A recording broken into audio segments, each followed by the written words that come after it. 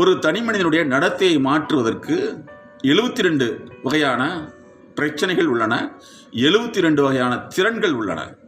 அந்த 72 திறன்களை மாற்றினால் மட்டுமே அவருடைய நடத்தை சரிப்படும். ஒரு நாள் ஒரு ப்ரோக்ராம் நீங்கள் சரியாக இண்டஸ்ட்ரியில் ஒர்க் பண்ணுறதில்ல, டீமோட கோஆர்டினேட் பண்ணுறதில்ல, தகவலை சரியாக அனுப்புறதில்ல அப்படின்னு சொன்னால் அது எப்படி நடக்கும்? நீங்கள் பொதுவாக சொல்லக்கூடிய வார்த்தைகள் என்னென்னா கம்யூனிகேஷன்னா என்ன? தகவலை கொடுத்தல்.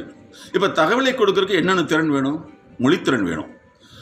நாம் கொடுக்கக்கூடிய தகவல், அதாவது பார்க்கக்கூடிய செய்தியை சரியான முறையில் பார்த்ததை பார்க்காதவர் பார்த்ததை போல் புரிந்து கொள்ளும் வார்த்தை தெளிவு வேணும். அதே மாதிரி அவர்கள் அந்த செய்தியை அவர்களுக்கு கொடுக்கும் பொழுது அந்த சூழ்நிலையில் அவர் எப்படி இருக்கிறார், கேட்கும் தன்மையில் உள்ளாரா அல்லது வேறு சில வேலையில் ஈடுபட்டுள்ளாரா, இப்படி பல கோணங்களில் அவர்களை ஆய்வு செய்து அந்த செய்தியை அனுப்ப வேண்டும். இது எப்படி ஒரே நாளில் கொடுக்க முடியறதுக்கு வாய்ப்பே இல்லை. அதனால தான் நாங்கள் ஒரு இண்டஸ்ட்ரியில் எங்களுடைய எம்எஸ்கே கோட்பாட்டின்படி ஒரு நடத்தையை, அதாவது தொழில் நிறுவன வளர்ச்சிக்காக ஒரு நடத்தையை பணியாளர்களுக்கு கொடுக்கிறோம் என்றால் அது ஒரு நாள் ப்ரோக்ராம் அல்ல, 3 மாதங்கள் அதை நாங்கள் எடுத்துக்கிறோம்.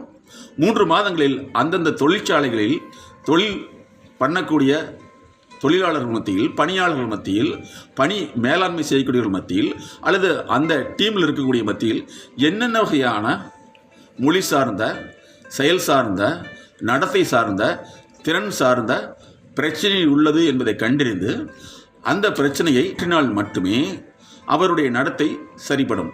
அப்போ ஒரு நிறுவனத்தில் ஒரு பிரச்சனை ஏற்படுகிறது என்று சொன்னால் அந்த நிறுவனத்தினுடைய பிரச்சனைக்கான காரணம் பல வகையில் இருக்கலாம்.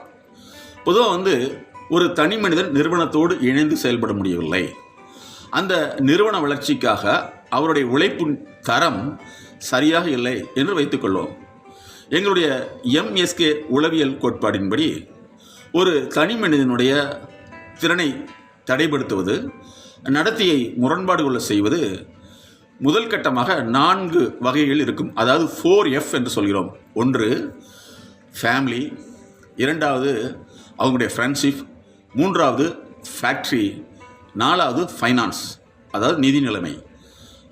தனி மனிதனுடைய குடும்பம், அவர்கள் சார்ந்த நட்பு வட்டம், அவர்கள் சார்ந்த அல்லது இணைந்துள்ள அந்த தொழிற்சாலையினுடைய தன்மை, அதற்கடுத்து அவர்களுடைய நிதியின் தன்மை, இதை பொறுத்து அவர்களுடைய பிரச்சனை அல்லது செயல்பாடு நடத்தி இருக்கும்.